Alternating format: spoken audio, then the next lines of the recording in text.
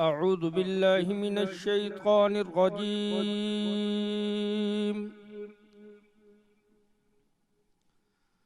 بسم الله الرحمن الرحيم.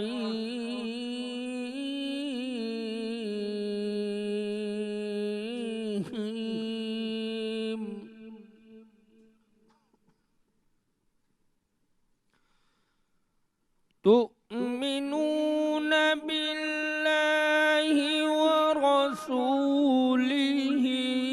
وتجاهدون في سبيل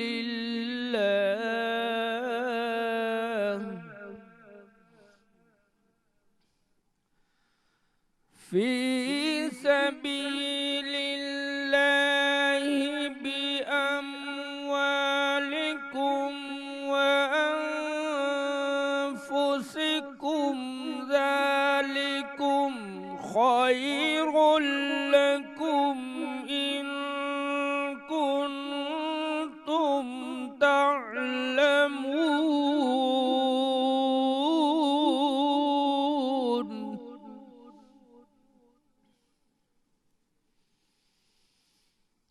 يغفر لكم ذنوبكم ويدخلكم جنات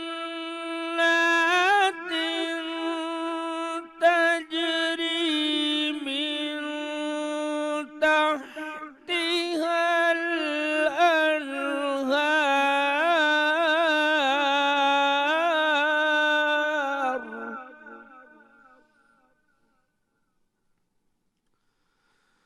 من تحتها الأنهار ومساكن طيبة في جنات عدن، ذلك الفوز العظيم.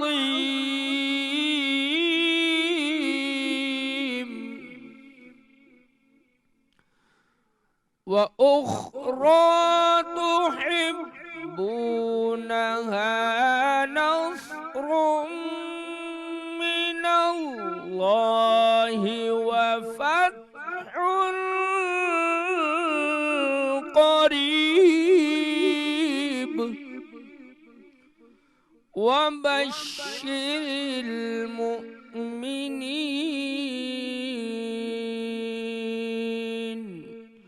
صدق الله العلي العظيم.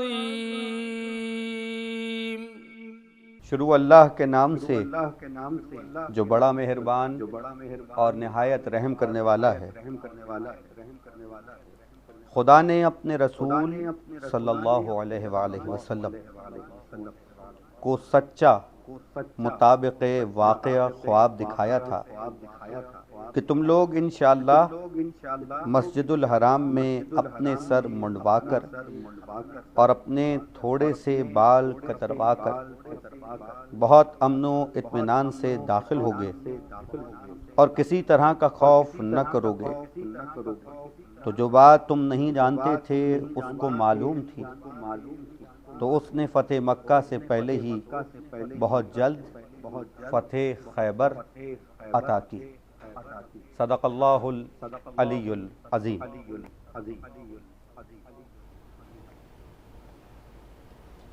السلام علیکم، مرحبا۔ سحری نشریات میں آپ کو خوش آمدید کہتے ہیں۔ میں ہوں آپ کی میزبان سیدہ ہرا شرازی اور میرے ساتھی اینکر ہیں سید عمران مہدی۔ رمضان المبارک کا مہینہ جاری و ساری ہے۔ جب رمضان المبارک کی بات ہوتی ہے تو خدا کی رحمتوں اور برکتوں کا ذکر ہوتا ہے، اللہ کے نبی کا ذکر ہوتا ہے، اور رمضان المبارک میں کچھ مخصوص تواریخ ہیں جب ان کا ذکر کرتے ہیں تو اس میں بہت ساری جو ہے وہ اہم باتیں ہمارے سامنے آتی ہیں، چاہے وہ فتح مکہ ہو، لیلۃ القدر ہو، اور یہ یوم الفرقان ہو، ان تمام چیزوں پر بھی بات کی جاتی ہے۔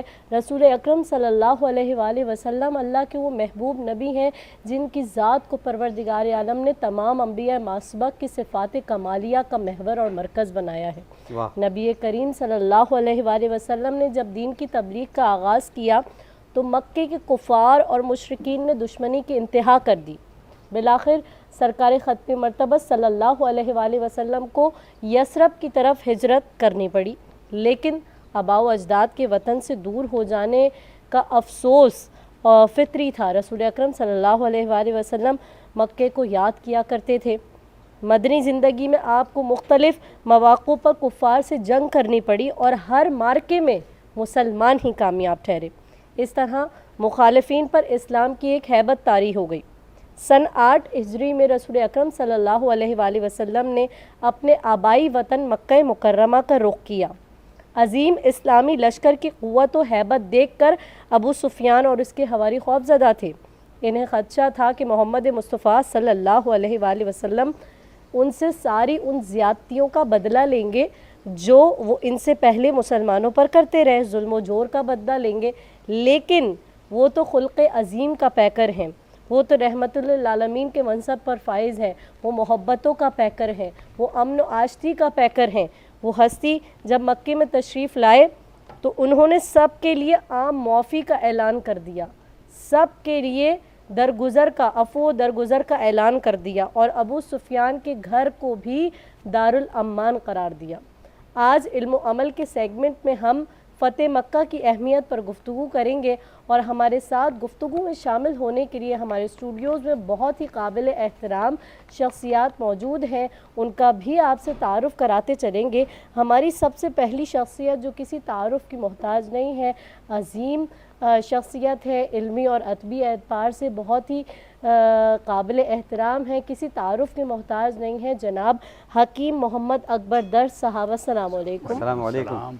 हकीम साहब के साथ आपका बहुत बहुत शुक्रिया कि आप अपनी मसरूफियात में से वक्त निकाल कर हमेशा जो है चैनल का और आप हजरात का जो है वो बहुत ज़्यादा तहे दिल से मशकूर हूँ, हमेशा आपकी ऐसे मौके पर जो है वो आप जो है याद रखते हैं। आपका शुक्रिया, आपकी शफ़क़तों का शुक्रिया, मोहब्बतों का शुक्रिया। हकीम साहब के साथ ही तशरीफ़ फरमा है अल्लामा सैयद अली अदनान ज़ैदी साहब। अस्सलाम वालेकुम। अस्सलाम वालेकुम रहमतुल्लाह। कैसे हैं आप? ठीक है, अल्लाह का शुक्र जी। और हमारे एक बहुत ही अज़ीज़ शख्सियत हैं जो रोज़ाना तिलावत कुरान मजीद के फ़राइज़ भी अंजाम दिया करते हैं, क़ारी फ़ैसल महमूद वड़ाई साहब, उनका भी बहुत बहुत शुक्रिया। सच के मरहबा किचन में हमारे साथ रोज़ाना शेफ़ सबीन मौजूद होती हैं। अस्सलाम वालेकुम। वालेकुम अस्सलाम। कैसी हैं सबीना? बिल्कुल ठीक, अल्लाह का शुक्र। नात ख़्वानी भी हमारे एक हिस्सा है जो हमारे एक सेगमेंट हुआ करता है मखसूस, उसमें मुख्तलिफ़ नात ख़्वां भी हमारे साथ मौजूद हुआ करते हैं और हमारी बज़्म का हिस्सा बना करते हैं।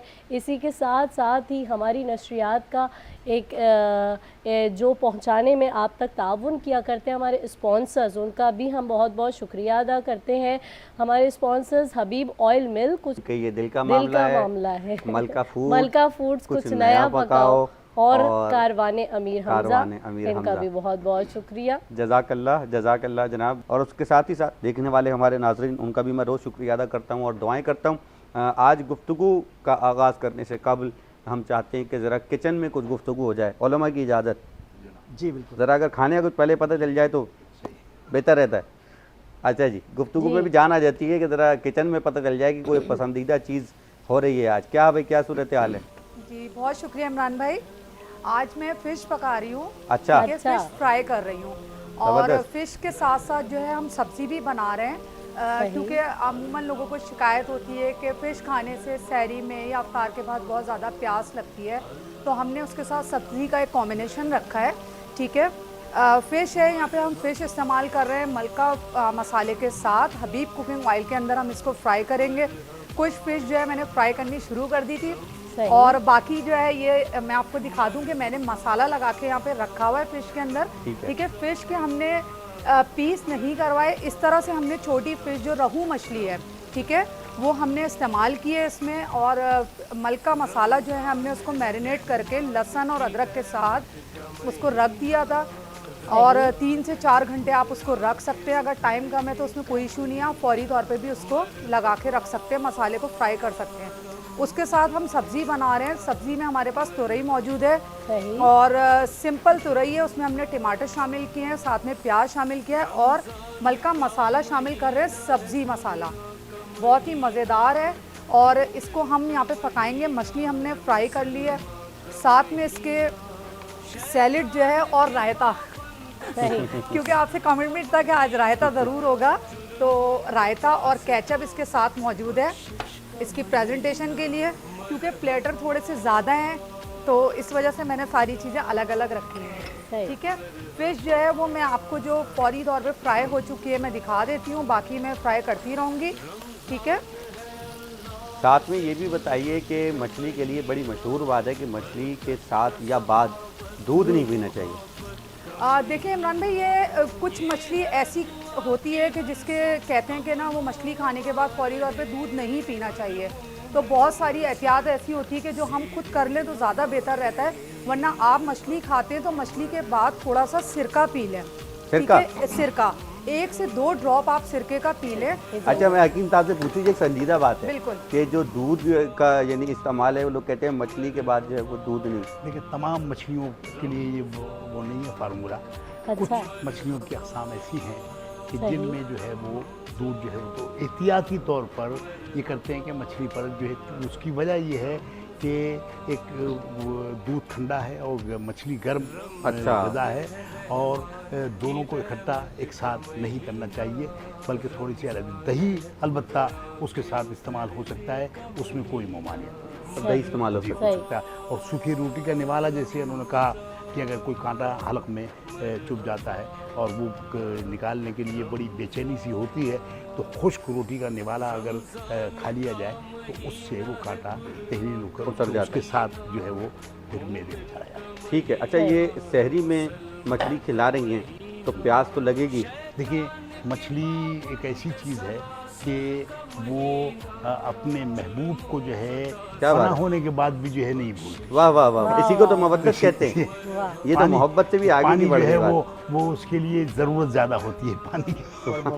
تو کیا کریں, کیا اس کو افطار میں کھائیں؟ اگر افطار میں کر لیا جائے تو زیادہ بہتر ہے, لیکن سحری میں بھی اگر کیا جائے تو اس کے بعد اس بغول کا چھلکا جو ہے, ٹھیک ہے, اس کو جو ہے اگر 1 گلاس استعمال کر لیا جائے یا 5 دانے چھوٹی الائچی کے وہ چبا کر کھا لیے جائیں تو پھر وہ پیاس کو ختم کر دیں. کیا بات, سبحان اللہ. مچھلی اور پانی کا جوڑ ہے. اور جس طرح آپ نے مودت کی بات کی تو اس کا اعلان تو قرآن مجید نے بھی کیا, قُلْ لَا أَسْأَلُكُمْ عَلَيْهِ أَجْرًا إِلَّا الْمَوَدَّةَ فِي الْقُرْبَى. تو جہاں تک بات مودت کی آ گئی تو مچھلی اور پانی کا جو ساتھ ہے وہ بہت زیادہ ہے. تو جس طرح آپ نے جو بات کی میں اسی کو آگے بڑھاتے ہوئے کہ سحری میں اگر مچھلی کھاتے ہیں تو یقیناً مچھلی کھانے کے بعد پیاس لگتی ہے زیادہ, اور جب پیاس لگتی ہے تو انسان کو دشواری ہوتی ہے. تو یقیناً یہ افطاری کا ایک غذا ہے اور اس کو افطاری میں ہی کھانا چاہیے, کیونکہ آلریڈی قرآن مجید اس بات کا اعلان کر چکا ہے کہ مودت ہے اہل بیت علیہ السلام سے. تو مودت اور محبت کا جذبہ جو جزاک اللہ, اس میں جزاک اللہ. بہت اچھا جی, مودت کی بات ہو گئی تو ایک منقبہ سن لی جائے. فائدہ کامران ہمارے درمیان ویڈیو لنک پر موجود ہیں, اور ان سے میری گزارش ہے کہ ابتدائے بازم میں ہی, آج ابتدائے پروگرام میں ہی آغاز ہوگا آپ کی منقبت سے. تو چونکہ بات ایسی چھڑ گئی مودت کی اور بڑی خوبصورت گفتگو دونوں ہمارے علماء نے کی, تو کوئی منقبت پیش فرما دیجئے فائدہ کامران. کرم مانگتی ہوں, عطا مانگتی ہوں, الہی میں تجھ سے دعا مانگتی ہوں. عطا کر تو شان کریمی کا صدقہ, دلا دے الہی رحیمی کا صدقہ. نہ مانگوں گی تجھ سے تو مانگوں گی کس سے, تیری ہوں تجھی سے دعا مانگتی ہوں. جو مفلس ہیں ان کو تو دولت عطا کر,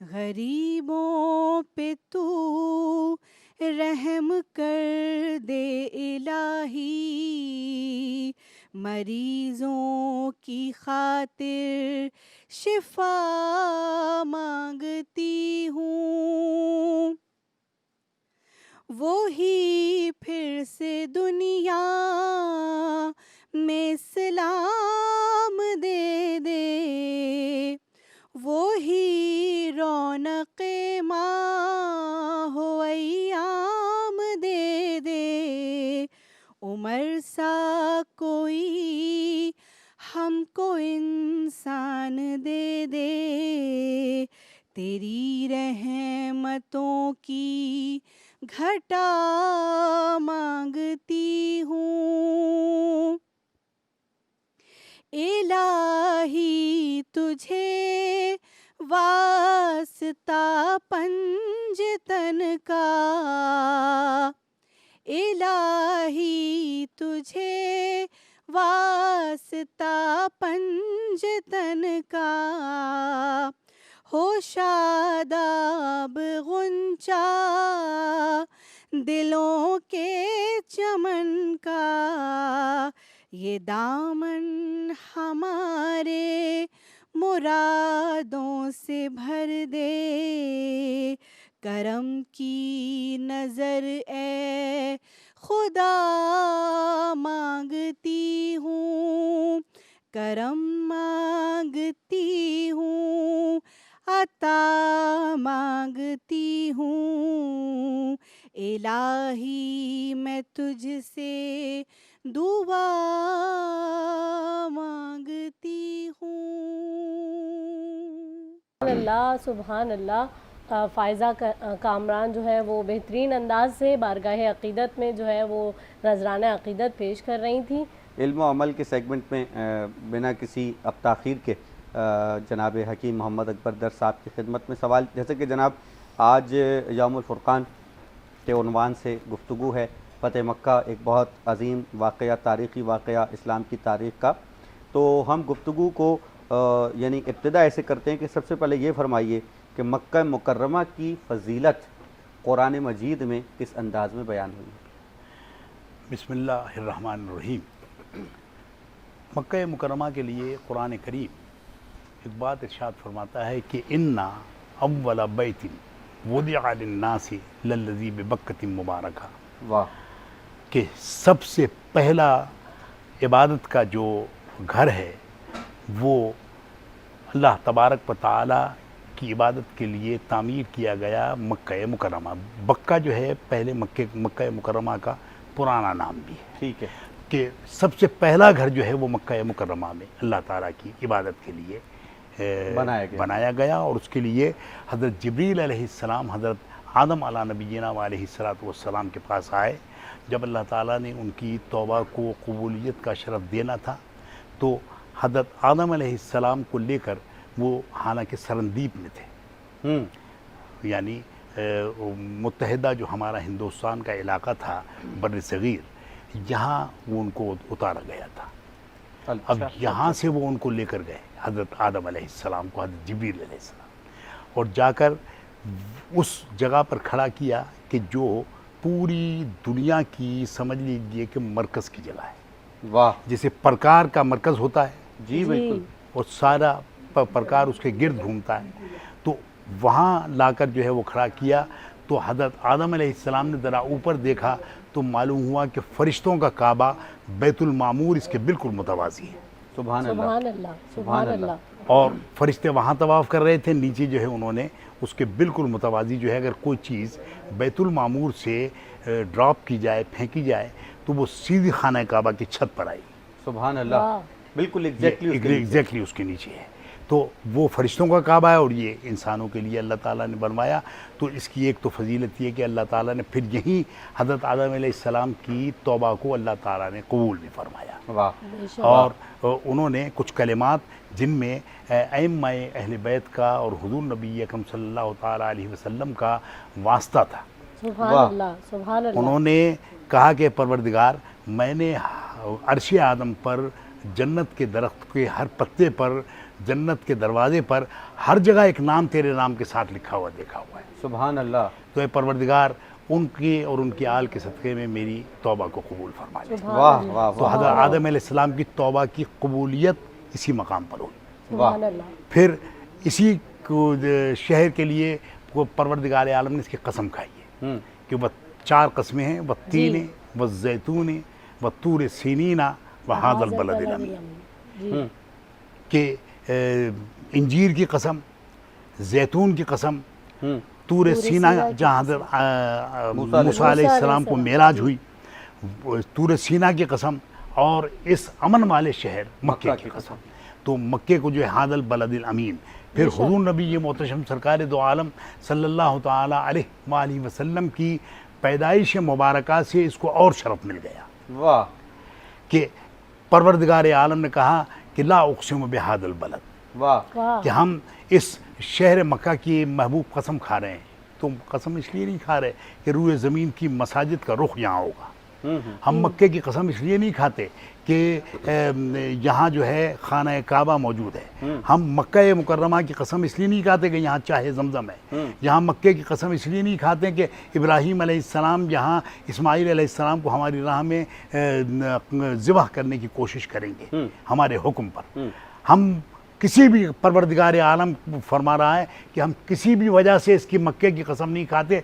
ला उक़सिमु बिहादल बलद व अंता हिल्लुम बिहादल बलद, आप इस शहर में पैदा हुए और आप यहाँ चलते और फिरते हैं, हम इसलिए मक्के की कसम। क्या कहें। तो ये हुजूर की पैदाइश से जो है इस मक्के को जो है शरफ हासिल हुआ। एक बात यहाँ ज़िम्नन मैं और अर्ज़ कर दूँ कि ये खानवादा मक्के में पैदा हुआ तो मक्के को मुकर्रमा कर दिया। क्या वाह वाह, क्या बात। ये खानवादा जब नजफ़ में पहुँचा तो नजफ़ को अशरफ बना दिया। वाह।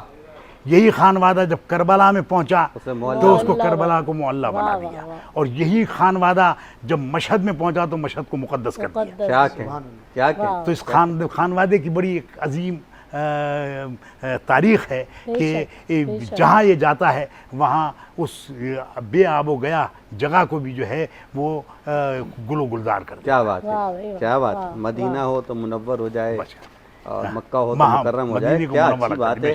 और यकीनन कि इनके कदूम की बरकत से ही मक्का मुकर्रमा को भी फजीलत मिली और परवरदिगार आलम ने लायक कसम समझा।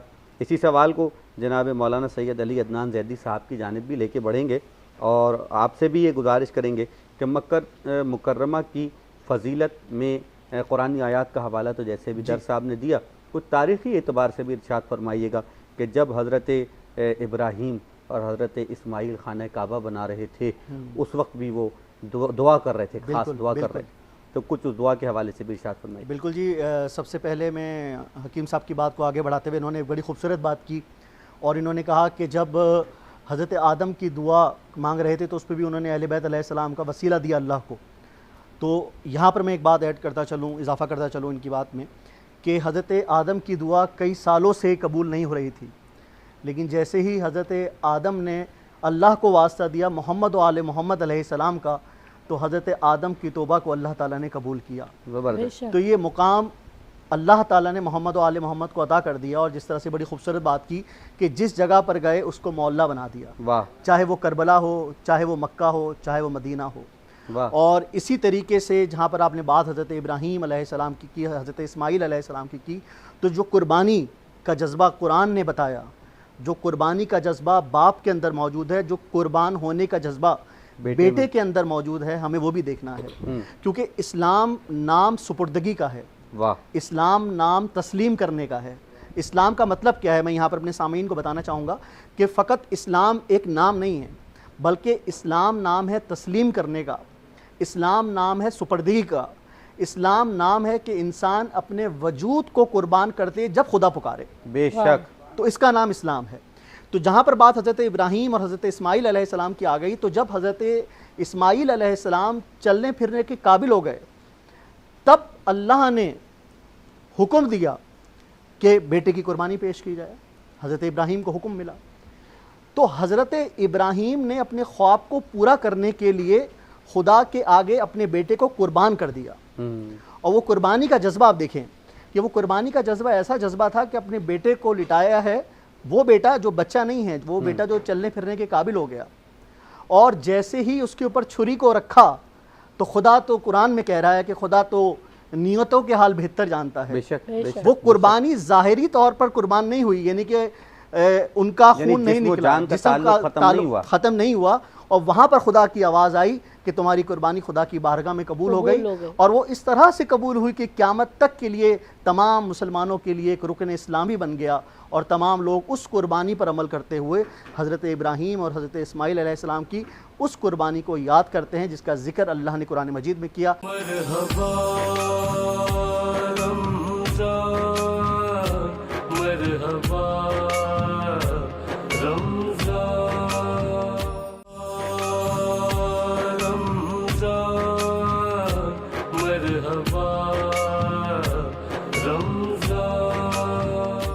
حضرت ابراہیم اور حضرت اسماعیل علیہ السلام جب خانہ کعبہ کی تعمیر کر رہے تھے تو وہ ایک دعا بھی مانگ رہے تھے. بالکل جی بالکل جی، ہماری ذریت میں ایک نبی کو مبعوث فرما کہ جو آیات کی تلاوت کرتا ہو، جو نفوس کا تزکیہ کرتا ہو، جو کتاب و حکمت کی تعلیم دیتا ہو.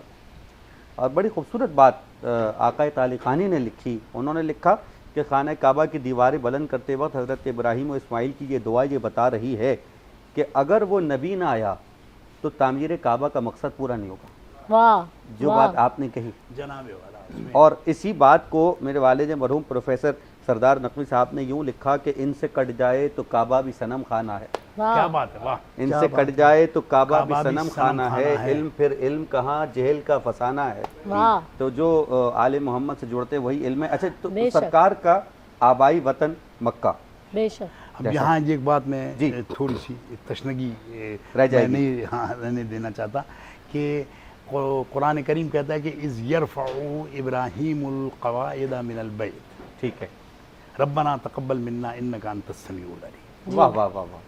کہ جب ابراہیم علیہ السلام خانہ کعبہ کی دیواروں کو استوار کر رہے تھے، بنیادیں پہلے تھی آدم علیہ السلام سے، لیکن وہ مٹ گئی تھی، تو اب اس کو ابراہیم علیہ السلام نے دوبارہ تعمیر کیا، اور جس پتھر پر کھڑے ہو کر تعمیر کیا وہ پتھر آپ کے پاؤں کے نیچے بالکل موم کی طرح ہو گیا، کیا آپ کے قدموں کے نشان اس پر آ گئے.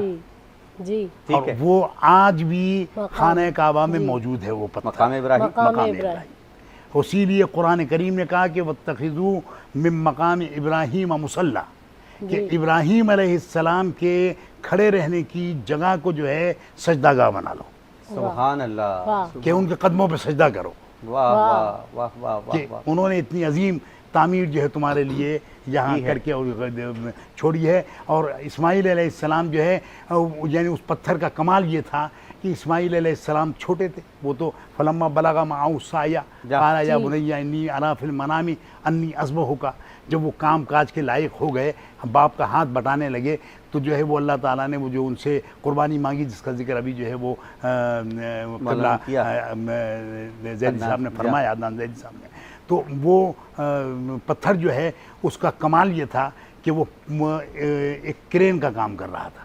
ارے نیچے آتے تھے تو اسماعیل علیہ السلام سے گارا اور پتھر لیتے تھے، اور وہ پتھر پھر اوپر ہو جاتا تھا. خانہ کعبہ کی دیوار کتنی بلند ہے، اس بلندی تک جو ہے وہ پھر بلند ہو جاتا تھا، پھر نیچے آ جاتا تھا، پھر اوپر چلا جاتا تھا. تو یہ وہ مقام تھا کہ آج مقام ابراہیم وہ محفوظ ہے وہاں. اور مقام ابراہیم کے لیے قرآن کریم کہتا ہے کہ واتخذوا من مقام ابراہیم مصلی. سبحان اللہ سبحان اللہ. یہاں پر دعاؤں کی جہاں تک بات آ رہی ہے، جو آپ کا سوال ہے کہ قرآن میں بار بار مختلف مواقع پر دعا کا ذکر ہے، جس طرح بھی آپ نے دعا کا ذکر کیا. اور اگر ہمیں قرآن کو سمجھنا ہے تو ہمیں وارثان قرآن کو سمجھنا ہوگا، ہمیں محمد و آل محمد علیہ السلام کو سمجھنا ہوگا. تو جہاں تک دعا کی بات آ گئی، حضرت موسیٰ کی دعا ہے، حضرت ابراہیم کی دعا ہے. تو امام رضا ارشاد فرماتے ہیں، حضرت امام رضا علیہ السلام ارشاد فرماتے ہیں کہ انبیاء کا ہتھیار استعمال کرو. تو کسی نے پوچھا امام رضا سے کہ مولا انبیاء کا ہتھیار کیا ہے؟ تو مولا نے جواب دیا کہ انبیاء کا ہتھیار کوئی تلوار نہیں ہے، انبیاء کا ہتھیار کوئی بندوق نہیں ہے، بلکہ انبیاء کا ہتھیار وہ ہیں کہ جو دعا کی صورت میں ہیں اور قرآن مجید میں موجود ہیں۔ واہ واہ واہ واہ، تو یہ وہی دعا ہیں کہ جو انسان کو اللہ تعالیٰ نے عبادت کا درجہ دیا، یعنی کہ دعا مانگنا، یعنی کہ جو آپ کا سوال ہے حضرت ابراہیم علیہ السلام سے حضرت اسماعیل علیہ السلام سے متعلق، تو دعا ہی انسان کی تقدیر کو بدل دیتی ہے۔ سبحان اللہ جی، بڑا، اور اس وقت بہت دعاؤں کی ضرورت ہے، اور چونکہ بات مکہ المکرمہ اور فتح مکہ کے حوالے سے، تو بالکل کوشش رہے گی کہ اسی عنوان پر زیادہ سے زیادہ گفتگو ہو جائے، اور درس آپ کی خدمت میں میں سوال پیش کرنا چاہوں گا کہ مکہ جو ہے سرکار کا آبائی وطن ہے، حضرت ابراہیم و اسماعیل کی یعنی ذریت سے آپ چلتے ہوئے یہاں تک آپ کا یہ شہر ہوا اور یہ آپ کا وطن ہوا۔ جب آپ یہاں سے ہجرت کر کے مدینے جا رہے ہیں تو بالکل فطری بات ہے کہ اس کا ایک اثر جذباتی، ایک کیفیت آپ کی یعنی جو ہے وہ مزمحل ہوئی ہوگی۔ تاریخ اس حوالے سے کیا بیان کرتی ہے کہ جب آپ اپنا آبائی وطن چھوڑ کے جا رہے تھے آپ کی کیا کہتے ہیں؟ حضور نبی محتشم سرکار دو عالم صلی اللہ تعالیٰ علیہ وسلم کو خانہ کعبہ سے ایک خاص انسیت تھی۔ ایک تو آپ کے جد ابراہیم علیہ السلام اور اسماعیل علیہ السلام نے اس کی تعمیر کی تھی، اور پھر آپ کے زمانے میں اس کی تعمیر ہوئی، 25 سال کی عمر تھی، اور حجر اسود کو آپ نے وہ بہت بڑا قضیہ تھا جو برسوں جنگ چل سکتی تھی، اس کا جو ہے وہ قلع کما فرمایا۔ تو اب خانہ کعبہ میں جب آپ نماز پڑھتے تھے تو ایسا رخ اختیار کرتے تھے کہ خانہ کعبہ آپ کے سامنے ہو۔ واہ واہ۔ اب وہاں جب چھوڑ کر جا رہے تھے تو آپ کے علم میں تھا کہ اب ہجرت کا حکم آنے والا ہے، واہ، اور آج ہی رات آنے والا ہے۔ تو خانہ کعبہ کی اس زمانے میں دروازے بند ہو جاتے تھے، اچھا، اور کلید جو تھی وہ یعنی خانہ کعبہ کی چابی وہ تھی حضرت طلحہ کے پاس، ٹھیک ہے، تو عثمان بن طلحہ، تو وہ وہاں خانہ کعبہ کی تو کلید بردار تھے اور مشرک تھے۔ ٹھیک ہے، اب حضور نبی اکرم صلی اللہ علیہ وسلم اس کے پاس آئے، کہنے لگے دیکھو مجھے 2 رکعت نفل پڑھنی، حکم آ گیا تھا کہ بس اب آج ہجرت ہے، اور وہاں مکان کا محاصرہ ہونے والا ہے، اللہ اکبر، اور ہر قبیلے کا ایک جوان وہاں موجود ہے جو آپ کے کو شہید کرنے کے لیے وہاں، میں قتل نہیں کہتا، شہید کرنے کے لیے وہاں جو ہے وہ موجود ہے۔ اور حضور اس سے کہہ رہے ہیں کہ بھئی اس نے بڑی درستگی کے ساتھ آپ کو جو ہے وہ کر دیا۔ دوبارہ آپ نے پھر ارشاد فرمایا، پھر اس نے جو ہے وہ اسی طریقے کا رویہ اختیار کیا۔ تیسری مرتبہ جو ہے اس نے بہت ہی زیادہ درستگی کے ساتھ آپ کو نعوذ باللہ دھکا دے کر کہہ دیا کہ میں نے کہا تم کو منع کر دیا کہ نہیں پڑھ سکتے نماز۔ اب آپ آخری سب وہ ہے رات بڑی دل برداشتہ ہو کر آ گئے، اور اس کے بعد اپنے گھر پر تشریف لائے، وہاں آپ آرام کے لیے لیٹے۔ پروردگار عالم کا حکم آ گیا کہ بھئی اب آپ نے ہجرت کرنی ہے، چاروں طرف محاصرہ ہو گیا، مکان جو ہے وہ گھیرے میں لے لیا۔ حضرت علی کو جو ہے آپ نے اپنے بستر پر لٹایا اور امانت سپرد کی، اور اس کے بعد وہاں سے نکلے، غار ثور کی طرف روانہ ہوئے، اور غار ثور میں آ کر جو ہے قیام کیا، اور وہ قیام جو ایسا تھا کہ اس میں غار ثور اگر آپ اور آج ہم جانا چاہیں تو میں آپ کا تو خیر نہیں کہتا، آپ جوان آدمی ہیں چلے جائیں گے اوپر، میں اب اس عمر کے حصے میں شاید وہ سفر نہیں کر سکتا غار ثور کا۔ اور حضور نبی اکرم صلی اللہ علیہ وسلم کی عمر بھی اس وقت تقریباً 53 برس کی تھی، جی جی، بلکہ 52 سال مکمل ہو چکے تھے۔ یہ تاریخ کے حقائق ہیں کہ پیغمبر اکرم صلی اللہ علیہ وآلہ وسلم جب مکے سے ہجرت فرما رہے تھے تو آپ کو اس بات کا بہت قلق تھا کہ جہاں خدا کا گھر ہے آپ کو وہ شہر چھوڑ کر جانا پڑ رہا ہے، ساتھ ہی ساتھ آپ کے اجداد کی قبریں بھی ہیں، اور ان قبروں کا تذکرہ ہمیں اس وقت بھی ملتا ہے کہ جب آپ فتح مکہ کے موقع پر واپس آئے، اور یقیناً کہ ابھی جو اب ہمارا پروگرام آگے بڑھے گا اس میں ہم یہ سوال کریں گے کہ فتح مکہ کے موقع پر کون کون سی امور تھے اور اعمال تھے جو پیغمبر نے انجام دیے۔ اس وقت ہمارے پاس ویڈیو لنک پر ہو رہا ہے، جی ہاں پیغمبر کا ذکر ہو رہا ہے، تو ان کی ثنا بھی جو ہے وہ شامل کر لی جائے پروگرام میں۔ غزالہ عارف جی ہمارے درمیان ویڈیو لنک پر موجود ہیں، اور میں ان سے ملتمس ہوں کہ نعت رسول مقبول صلی اللہ علیہ وآلہ وسلم پیش کرنے کی سعادت حاصل کریں۔ محترمہ غزالہ عارف۔ لب پر نعت پاک کا نغمہ کل بھی تھا اور آج بھی ہے، لب پر نعت پاک کا نغمہ کل بھی تھا اور آج بھی ہے، میرے نبی سے میرا رشتہ کل بھی تھا اور آج بھی ہے، میرے نبی سے سب کا رشتہ کل بھی تھا اور آج بھی ہے، اور کسی جانب کیوں جائیں اور کسی کو کیوں دیکھیں،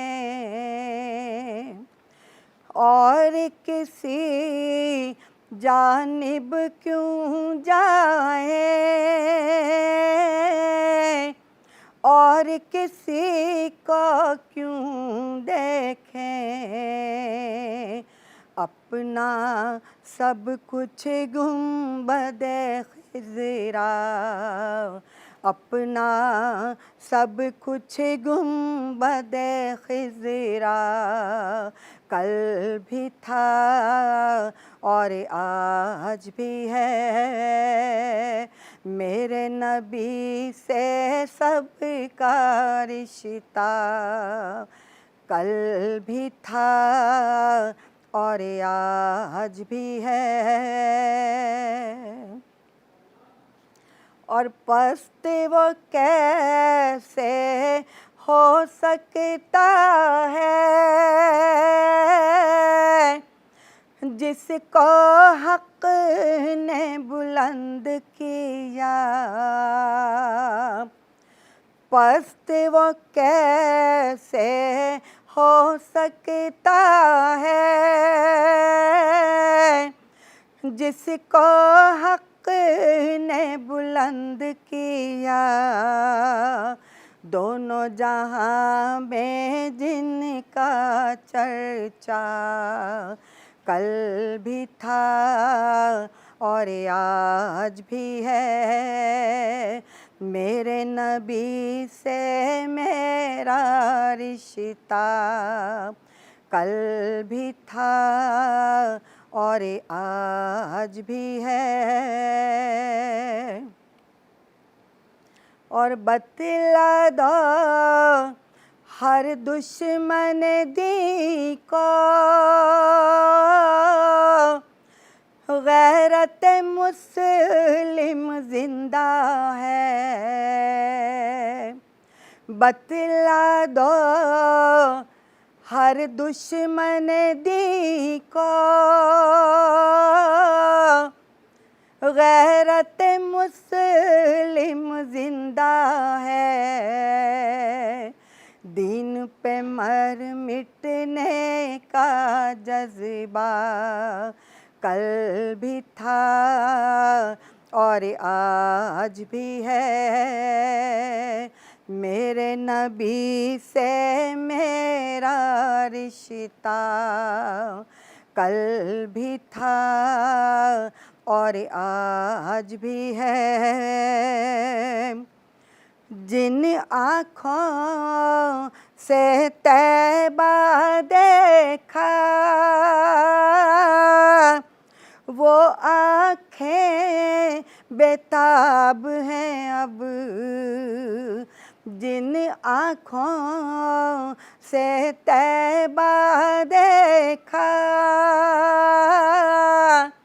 وہ آنکھیں بیتاب ہیں، پھر ان آنکھوں میں ایک تقاضا इन आँखों में एक तकाज़ा कल भी था और आज भी है, लब पर नाते पाक का नगमा कल भी था और आज भी है। सुभान अल्लाह, सुभान अल्लाह। और जो है बहुत बहुत शुक्रिया आपका ज़बरदस्त, गज़ाला माशाअल्लाह। आपा। परवरदिगार आलम आपको सलामत रखे, इसी तरह से नात ख़्वानी करते रहिए, हुज़ूर की सना करते रहिए। परवरदिगार आलम आपकी तौफ़ीक़ात में इजाफ़ा फरमाए। अब सच के मरहबा किचन में जी, शेफ़ पूछ सबीन लीजिए के पास जनाब, हम क्या सूरत चलेंगे हाल है? और देखेंगे कि क्या हो जी, रहा है। हबीब इमरान ऑयल में हबीब कुकिंग ऑयल के अंदर बिल्कुल ऑफ कोर्स उसको बनाया गया है। ठीक ठीक है। है। और ये लास्ट हमारी जो फिश है वो हम उतार रहे हैं।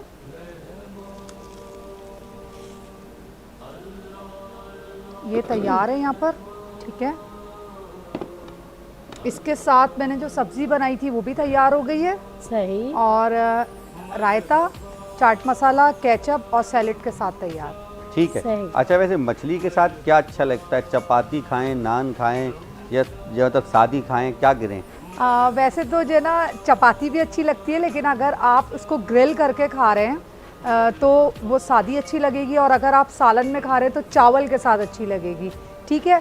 और अगर आप वैसे इसको फ्राई करके खा रहे हैं तो चपाती के साथ अच्छी लगेगी। चलें जी, सही। चपाती के साथ खा लेते हैं।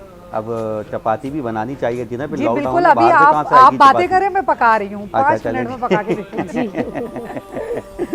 बेहतरीन तैयार हो गए जनाब फिश भी, जी। और माशाल्लाह भरपूर एक नात भी हो गई, और मरहबा का किचन जो है वो भी भरपूर तरीके से सज चुका है। दस्तरखान पे जो है वो नेमतें चुनी जा चुकी हैं।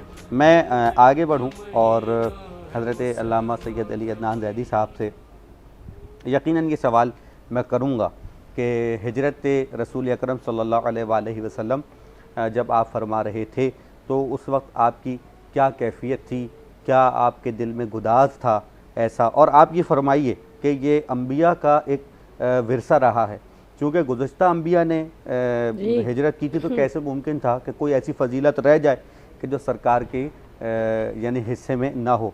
तो हम जब कभी बताते हैं कि जी मदीने चले गए, बहुत अच्छा रहा और बड़ा वेलकम हुआ, सब कुछ चीज़ें वेरी गुड, लेकिन अपना घर छोड़ना, अपना वतन छोड़ना, अपना अजदाद की कब्रें छोड़ना कोई आसान काम तो नहीं है। बिल्कुल जी, मैं मुख्तसरन इसका जवाब आपको देना चाहूँगा कि रसूलुल्लाह सल्लल्लाहु अलैहि वसल्लम को बहुत ज़्यादा उनसियत थी मक्के से।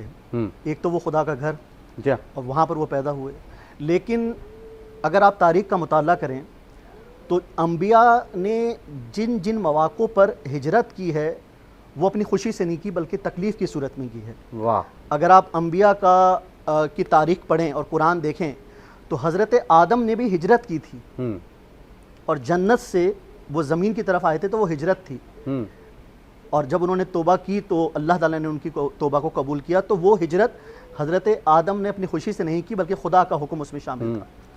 इसी तरह हम कुरान मजीद में और अम्बिया का जब तस्करा करते हैं तो वहाँ पर हिजरत का तस्करा आता है, लेकिन जब भी अम्बिया हिजरत करते हैं तो उनके दिल में एक तकलीफ़ होती है उस मुकाम को छोड़ने की जिस मुकाम पर वो मौजूद थे। ठीक। तो यही अहवाल मेरे आखिरी नबी हज़रत मोहम्मद मुस्तफ़ा सल्लल्लाहु अलैहि वसल्लम के साथ था कि आपके लिए मक्का छोड़ना बहुत मुश्किल था, और इसकी वजह यह थी कि वहाँ पर खुदा का घर था, आपकी पैदाइश हुई थी, आपको खुदा से, क्योंकि आप अल्लाह के नबी हैं, आप अल्लाह के नबी हैं, इसके साथ साथ आपने मक्के की पूरी तारीख को अपने सामने देखा। आपके आबो अजदाद हज़रत इस्माइल, हज़रत इब्राहीम अलैहिस्सलाम ने जिस तरह से तामीर की है वो रसूलुल्लाह के सामने तमाम चीज़ें मौजूद हैं। और दूसरी बात कि रसूलुल्लाह को हिजरत करने की ज़रूरत क्यों पेश आई? ये बहुत सारे सामीन ये सवाल सोचें कि रसूलुल्लाह ने क्या अपनी खुशी से हिजरत की? तो ऐसा नहीं है, रसूलुल्लाह ने अपनी खुशी से हिजरत नहीं की, बल्कि रसूलुल्लाह को अज़ियत दी गई। जी। रसूलुल्लाह को अज़ियत किस तरह दी गई? रसूलुल्लाह को अज़ियत उस तरह दी गई कि उन पे कूड़ा फेंका गया, उनकी शान में गुस्ताखी की गई। वो शान में गुस्ताखी मोहम्मद मुस्तफ़ा की शान में गुस्ताखी नहीं हो रही थी, बल्कि नबूवत की शान में गुस्ताखी हो रही थी। बेशक। और जब नबूवत की शान में गुस्ताखी हो तो उसको अल्लाह भी बर्दाश्त नहीं कर सकता। बेशक। इसलिए खुदा का हुक्म आया कि मोहम्मद सल्लल्लाहु अलैहि सल्लल्लाहु अलैहि वसल्लम तुम मक्के को छोड़ दो اور ہم تمہیں واپس مکے کی طرف پلٹائیں گے، واہ بے شک اور مکے کی طرف اس طرح سے پلٹائیں گے کہ مکے کی شان کا اندازہ پوری دنیا کو ہو جائے گا، جس کا ذکر ہم ابھی تھوڑی دیر بعد جا کے کریں گے۔ بالکل اور یہی ہجرت جو ہے، جس طرح محمد مصطفیٰ نے ہجرت کی، تو میں بات کے اختتام پر یہی ہجرت نواس رسول حضرت امام حسین علیہ السلام نے کی، جی جناب، اور وہ ہجرت حضرت امام حسین علیہ السلام نے بھی اپنی خوشی سے نہیں کی، بالکل کہ جب حاکم وقت کی طرف سے امام حسین علیہ السلام کو حکم دیا گیا بیعت کرنے کا، تو امام نے مدینہ کیوں چھوڑا؟ یہ وہی تکلیف تھی جو تکلیف مکے میں محمد مصطفیٰ صلی اللہ علیہ وسلم کو تھی، جی ہاں، وہ تکلیف امام حسین علیہ السلام، وہاں پر امت تنگ کر رہی تھی اور یہاں پر حاکم تنگ کر رہے جی ہاں، یہ تمام چیزیں ظاہر ہے کہ امام حسین علیہ السلام جو ہیں وہ انبیاء کے وارث ہیں، اور وہاں پہ بھی ایک ہجرت ہے، اور اس ہجرت کے موقع پر بھی ہمارا چینل پورا ایک پروگرام پیش کرتا ہے جس میں ہجرت امام حسین کے حوالے سے گفتگو ہوتی ہے۔ تو یقیناً یہ بات طے ہوئی کہ ہجرت کرنا یہ کوئی آسان مرحلہ نہیں ہے، انبیاء کی وراثت ہے، لیکن ہم یہ سمجھتے ہیں کہ جب آپ کو ایک کمرے سے دوسرے کمرے میں جانا ہو، منتقل کرنا ہو اپنا سامان، تو بہت ساری چیزوں سے انسان ڈسپلیس ہو جاتا ہے، جن جگہوں سے انسیت ہو جاتی ہے، ان جگہوں کو چھوڑنا خاصا دشوار گزار مرحلہ ہوتا ہے۔ ہمارے دونوں علماء کرام نے یہ بات بڑی خوبصورتی سے بتائی کہ پیغمبر اکرم صلی اللہ علیہ وآلہ وسلم کے لیے مکہ چھوڑنا کوئی آسان منزل نہیں تھی، یہ بہت مشکل مرحلہ تھا جو آپ نے اسلام کی ترویج کے لیے اور اس کی بقا کے لیے طے کیا۔ تو ابھی بہت سارے سوالات ہیں، کچھ آپ کے بھی ذہن میں ہیں، ارشاد فرمائیے۔ محمد اکبر در صاحب، حکیم صاحب موجود ہیں ہمارے ساتھ اور بہترین ہی گفتگو کرتے ہیں۔ حکیم صاحب، جب رسول خدا گئے ہیں مکے سے تو ایک الگ منظر ہے، لیکن جب واپس آئے ہیں تو کیا شان اور کیا جاہ و جلال، کیا اسلام کا وہ لشکر تھا جو اس کی ہیبت تھی، وہ کیسا تھا وہ لشکر؟ تصحیح بھی کیجئے گا کہ 10,000 کا لشکر تھا یا اس سے زیادہ تھا یا اس سے کم تھا، لیکن ایک بڑی تعداد تھی، اور تعداد سے بڑھ کر ان کا جو جذبہ ایمانی تھا وہ بہت بلند تھا، اور پھر اس لشکر کی ایک الگ ہی شان تھی کہ وہ رسالت کی سرپرستی میں جو ہے وہ مکے کی طرف آ رہے تھے۔ تو کیا لشکر تھا، کیسا لشکر تھا، بیان کیجئے۔ آپ کو یہ سفر کیوں اختیار کرنا پڑا؟ جی بہتر، مکہ مکرمہ بہتر۔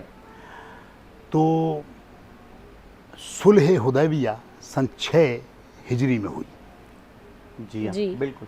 اس کی ایک شق تھی کہ اگر ایک تو 10 سال تک، یعنی اور دیگر چونکہ ہم نے صلح حدیبیہ پر ابھی گفتگو نہیں کرنی ہے، صرف ایک شق پر کرنی ہے کہ صلح حدیبیہ میں ایک شق یہ تھی کہ 10 سال تک جنگ بندی رہے گی، صحیح، ہم کوئی جنگ نہیں کریں گے آپس میں، یعنی قریش سے ایک معاہدہ ہوا حدیبیہ کے مقام پر۔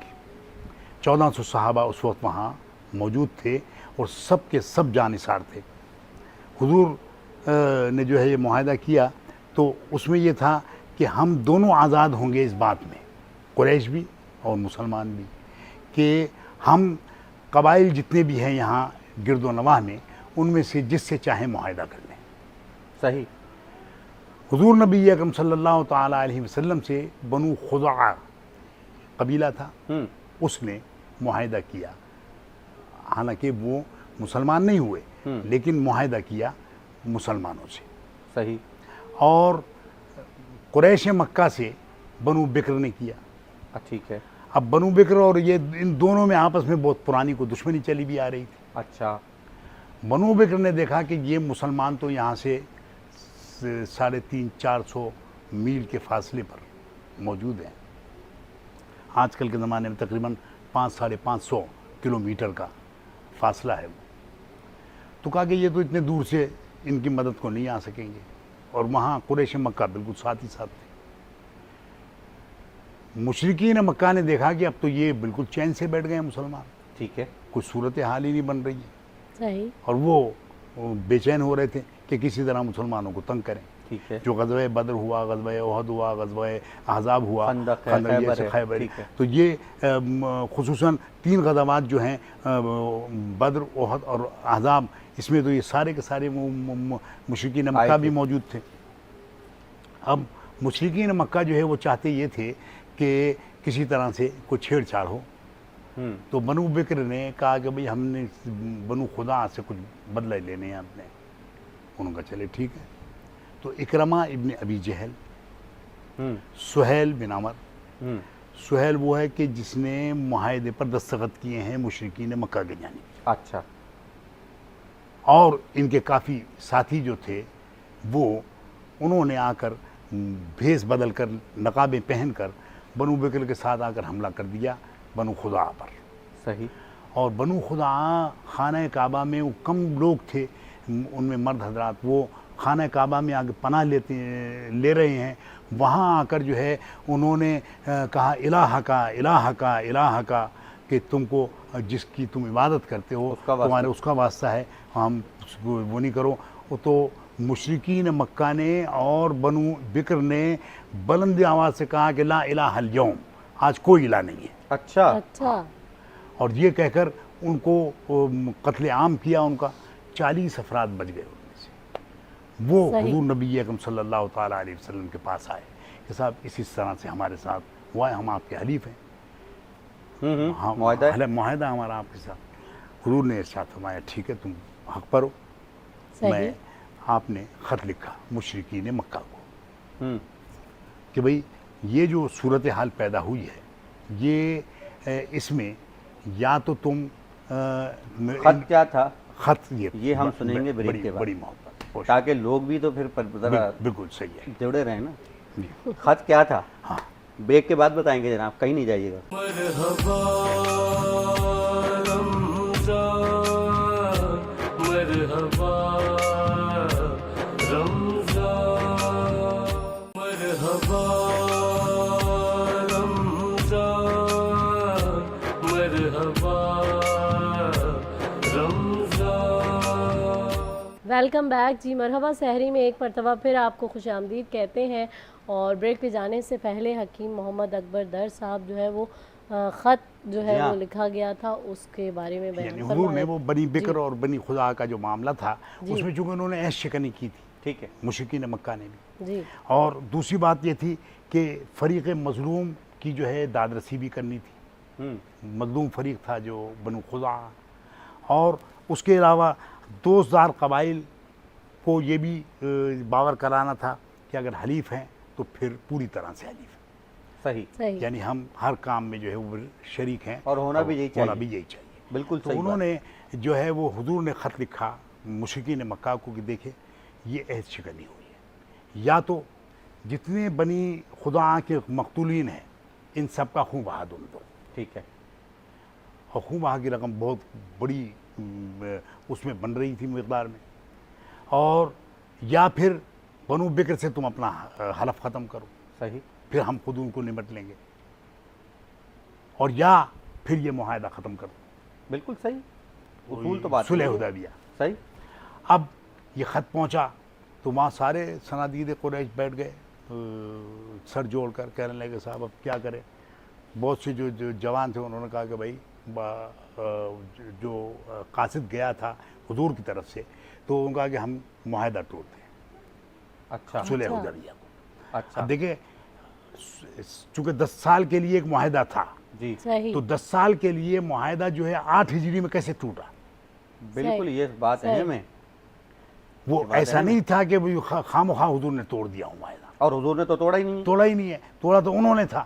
تو اب آپ نے جو ہے 3 آپشن دیے ان کو، یا تو خون بہا دے دو، صحیح، اور یا پھر جو ہے وہ بنو بکر سے ہاتھ اٹھا لو، صحیح، پھر ہم خود بدلہ لے لیں گے ان سے، اور اگر یہ دونوں باتیں منظور نہیں ہیں تو پھر معاہدہ ختم ہو گیا ہمارا. اب انہوں نے دیکھا کہ یہ معاہدہ ختم کرنا آسان کام ہے.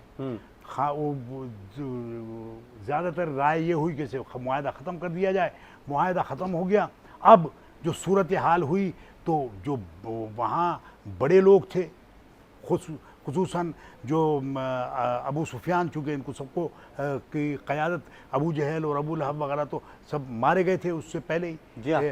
تو اب یہ ایک رہ گئے تھے ابو سفیان. انہوں نے کہا کہ صاحب یہ تو بہت بڑی غلطی ہو گئی ہم سے.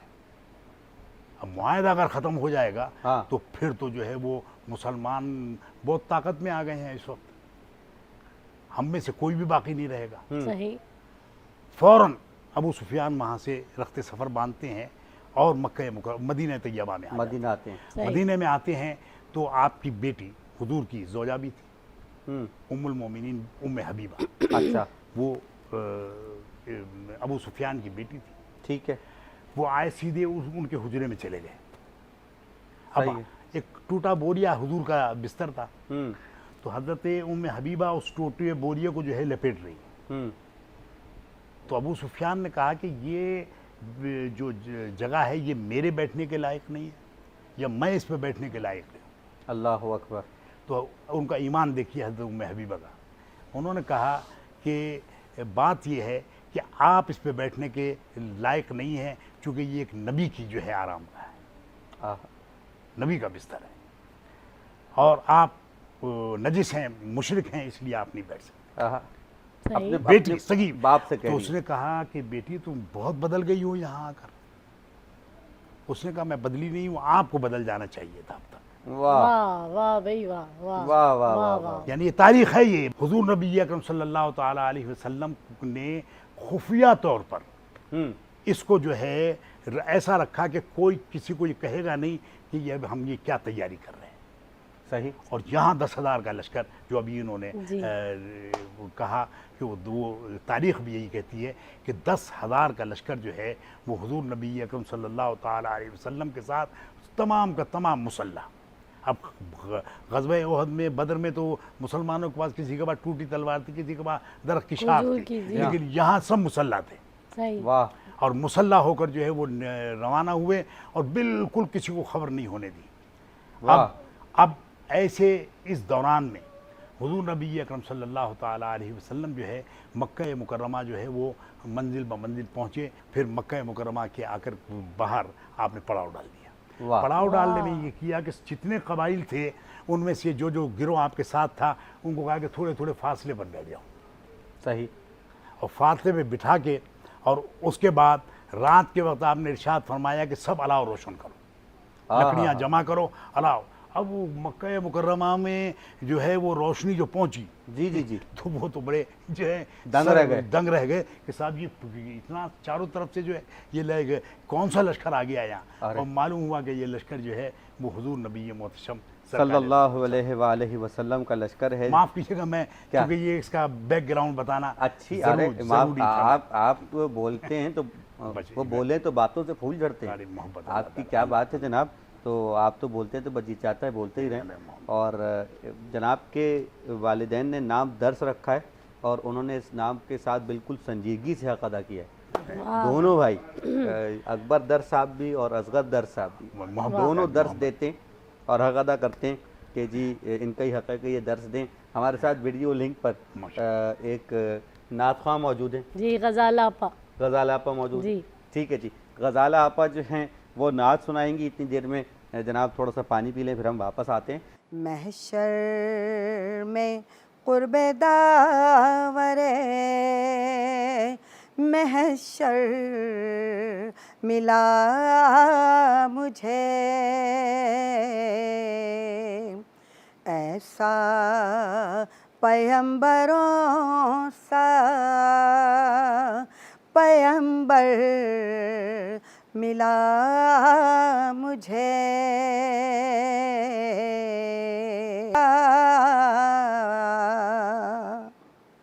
मैं मिला मुझे, महशर में क़ुर्बे दावरे महशर मिला मुझे, ऐसा पैगंबरों सा पैगंबर मिला मुझे, ऐसा पैगंबरों सा पैगंबर मिला मुझे। सुभान अल्लाह जी, क्या बात है। गज़ाला आरिफ सुभान खूबसूरत अल्लाह, अंदाज सुभान में अल्लाह। नाते रसूल मकबूल पेश फरमा रही थी और गुफ्तगू का सिलसिला जहाँ से रुका था वहीं से वापस जोड़ते हैं और अली अदनान ज़ैदी साहब की जानिब बढ़ते हैं।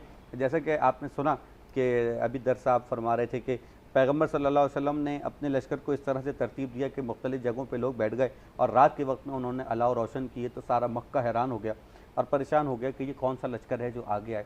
एक कसीर तादाद लिखी है, 10,000 तो कम से कम है, और उसके अलावा भी लोगों ने जो है तादाद लिखी है बहुत ज़्यादा, और कबाइल मिल। जी हाँ, आपके हलीफ थे मक्का मुकर्रमा से जो चले हैं तो 10,000 मक्के से 10,000 चले जो वहाँ तक पहुँच। अच्छा, तो अब मुझे ये फरमाइए कि जब ये लश्कर वहाँ पहुँचा और इसकी हैबत देखी, मुखालिफिन की क्या हालत हुई, क्या कैफियत हुई कि अब ये वो आ गए जिनको हम कत्ल कर रहे थे, अब हमारा क्या होगा? अच्छा, इसमें मैं कुछ चीज़ें बताना चाहूँगा। पहली चीज़ ये कि जो अकबर दर साहब ने बात की उसी को आगे बढ़ाते हुए कि माह रमज़ान का महीना था और बुध का दिन था, सन 8 हिजरी। अल्लाह के हबीब जो है वो मदीने से रवाना हुए, और इस एतबार से अगर देखा जाए तो 1 जनवरी थी वो। अच्छा, वो दिन अगर आप देखें तारीख के एतबार से तो 1 जनवरी थी। तो जो दुनिया के बनाए हुए कैलेंडर हैं उसमें साल नौ का आगाज़ उन दिनों से होता है, कि हमारे यहाँ तो इस्लामी कैलेंडर मुहर्रम से शुरू होता है। तो अल्लाह के नबी का हर अमल दुनिया के लिए एक पैगाम है।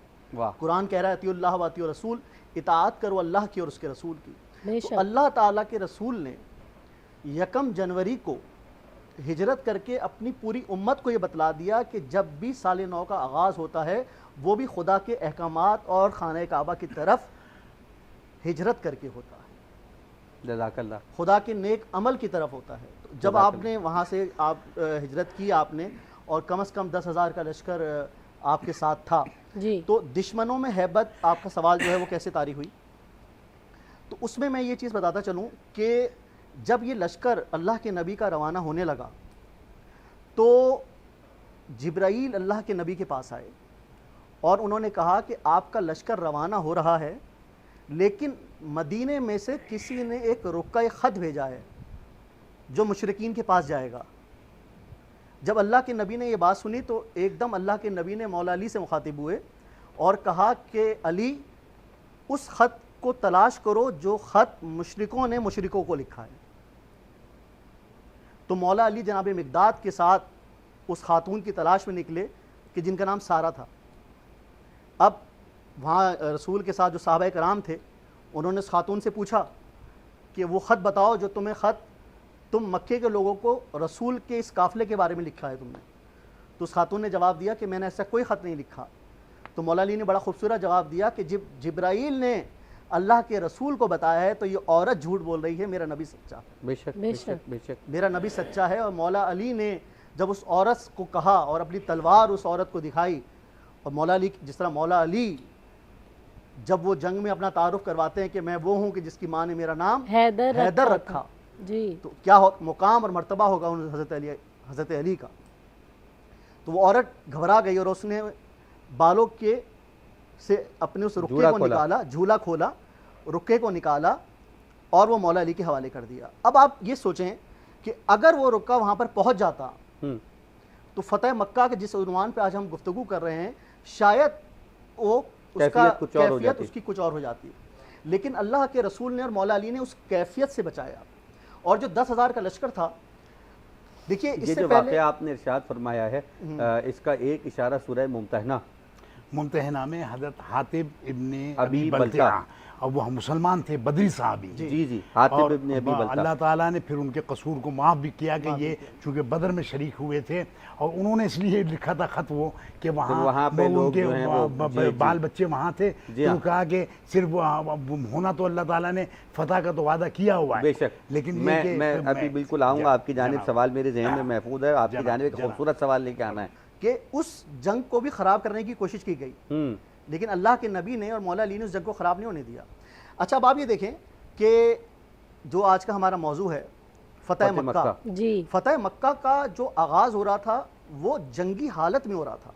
ये कि रसूल अल्लाह निहत्ते नहीं थे, इससे पहले या इसके बाद जो भी जंगें हुई, जंग ओहद हुई, जंग खैबर हुई, जंग खंदक हुई, जंग सिफ़ीन हुई, तो उन तमाम जंगों को जंग का नाम तो हज़रत अली के दौर की बात है, मतलब जी पुरानी जंग है। लेकिन मैं एक बात कर रहा हूँ कि इन तमाम जंगों को जंग का नाम दिया गया, लेकिन इस फ़तेह मक्का को जंग का नाम नहीं दिया गया। हाँ, ये जंग नहीं है, ये जंग नहीं है।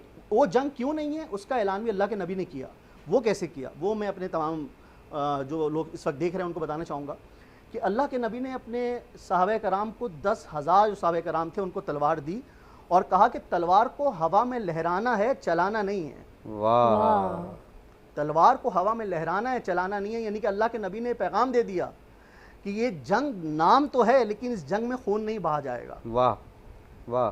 اور یہ اصحاب کی، یہ اللہ کے نبی کی ہیبت تھی، اور اس لشکر سے سامنے کی فوج ڈرے کیوں نہیں جب اس لشکر کا سپہ سالاری حضرت علی ابن ابی طالب ہو۔ سبحان اللہ جی، کیا بات یعنی ہے، کہ اللہ جزاک کے رسول نے حضرت مکتبہ اہل بیت کی کتابوں کا جب ہم مطالعہ کرتے ہیں اور کچھ مکتبہ اہل سنت کی کتابوں میں بھی، کہ اللہ تعالیٰ کے نبی نے تو ایک مرتبہ مولا علی کو علم دیا تھا کہ کل علم دوں گا اس کو جو کرار ہوگا غیر فرار ہوگا، لیکن فتح مکہ میں جو بہت ساری باتوں میں ہم شاید یہ باتیں اس طرح سے بیان نہیں کر پاتے، فتح مکہ کے سرپرست اعلیٰ تو رسول خدا ہیں، لیکن اس فوج کے کمانڈر مولا علی ہیں۔ واہ، کہ جنہوں نے اس پورے لشکر کو ساتھ لے کر چلے، اور وہ لشکر جب رسول اللہ چلے ہیں، یہاں پر رمضان کا مہینہ ہے، جب بہت سارے لوگوں کے ذہن میں یہ سوال ہوگا کہ فتح مکہ رمضان میں ہوا تو کیا نبی روزے سے تھے یا نبی کے اصحاب روزے سے تھے؟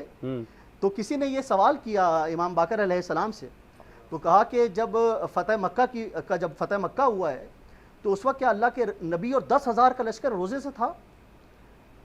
تو میرے مولا نے، میرے امام نے کیا خوبصورت جواب دیا، انہوں نے کہا کہ جب رسول اللہ مدینہ سے چلے تھے تو رسول روزہ رکھ کے چلے تھے، لیکن ایک موقع پر پہنچ کر رسول نے تمام اصحاب کو حکم دیا افطار سے پہلے کہ روزہ کھول لیا جائے، گرمی کا عالم تھا، لوگ پیاسے تھے، تو اللہ کے رسول نے حکم دیا کہ روزہ، یہ میرے امام فرما رہے ہیں کہ اللہ کے رسول نے حکم دیا روزہ کھول لیا جائے، اور اس میں سے 90% لوگوں نے رسول کی اطیع اللہ و اطیع رسول جو میں نے بات کی اس پر عمل کرتے ہوئے روزہ کھول لیا، اور کچھ لوگوں نے روزہ نہیں کھولا کہ ہم مغرب کی نماز اذان کے بعد ہی روزہ کھولیں گے۔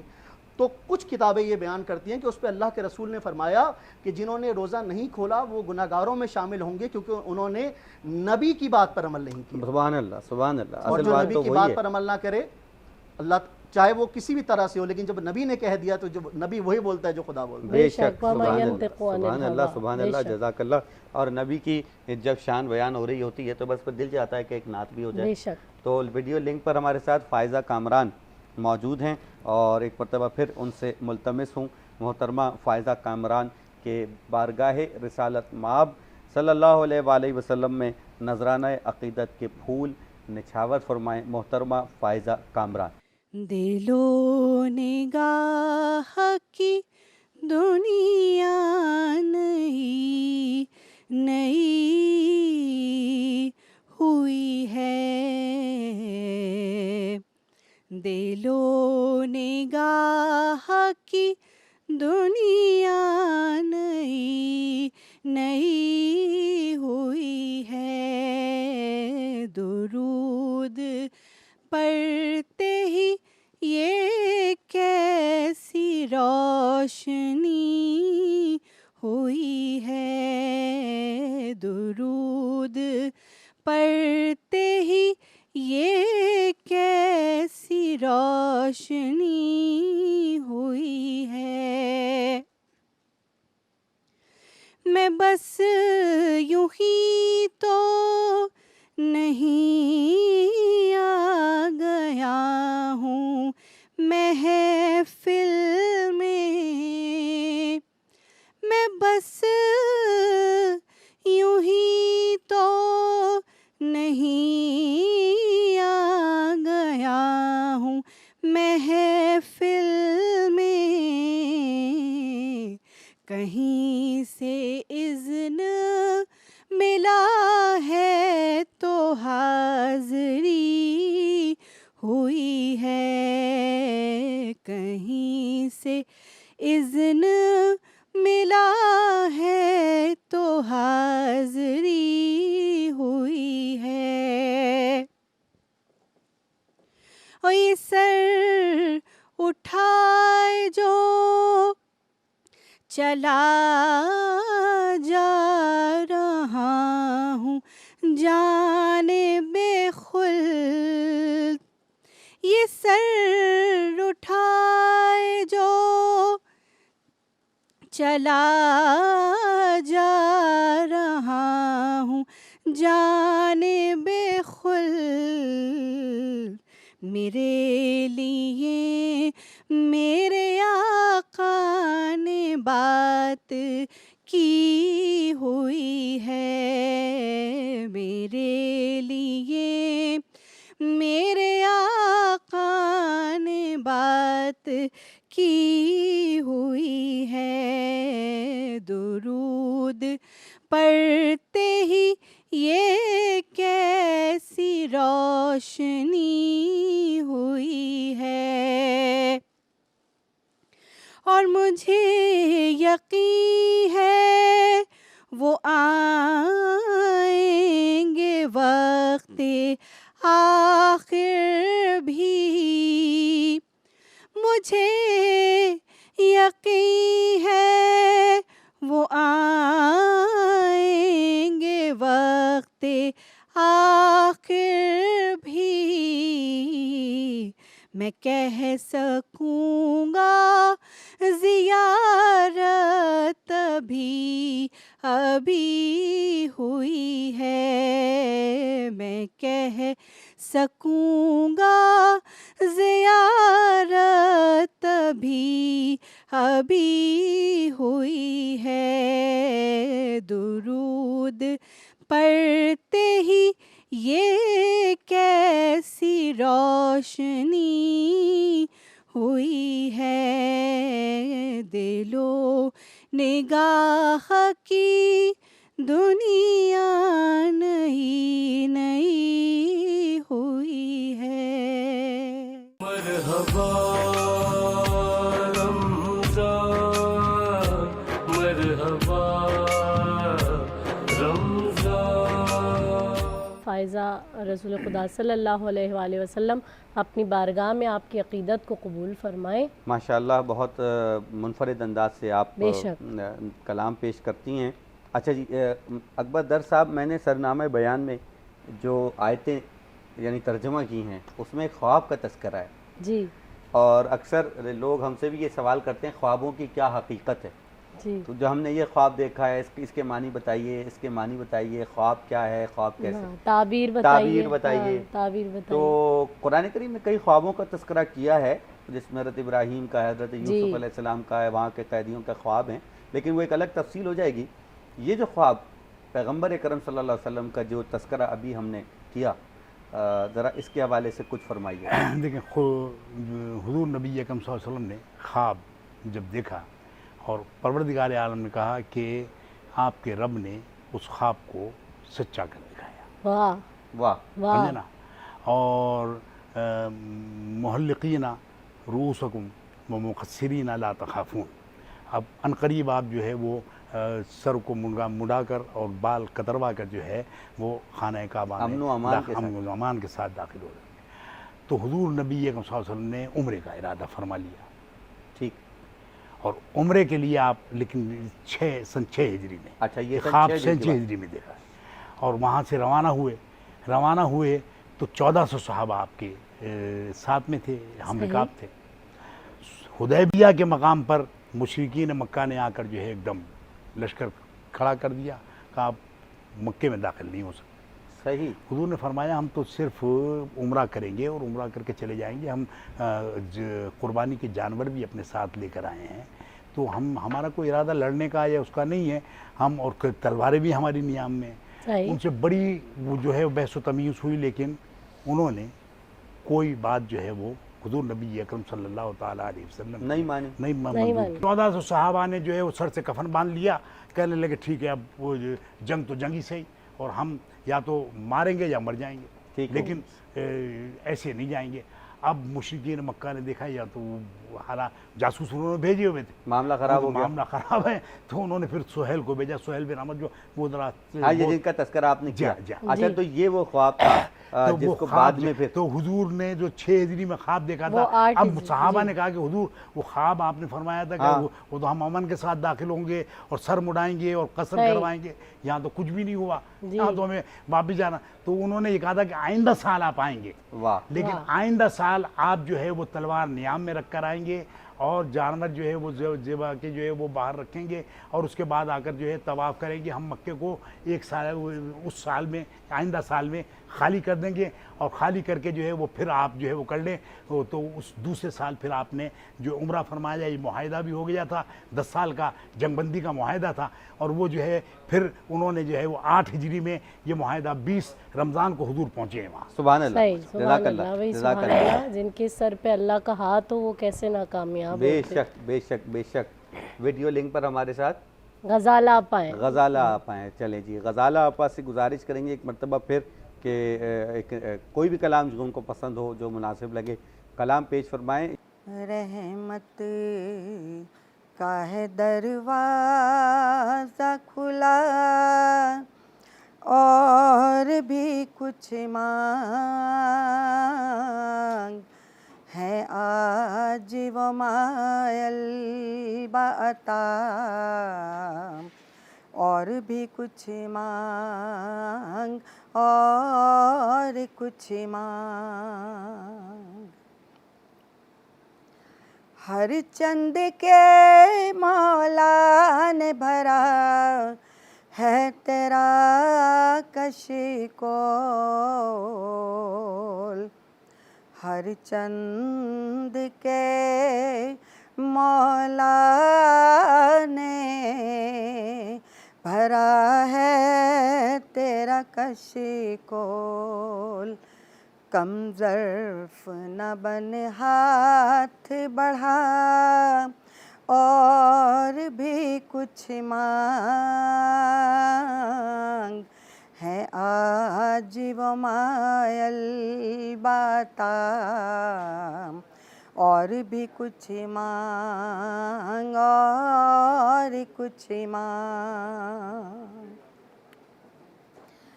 سلطان مدینہ کی زیارت کی دعا مانگ, سلطان مدینہ کی زیارت کی دعا مانگ.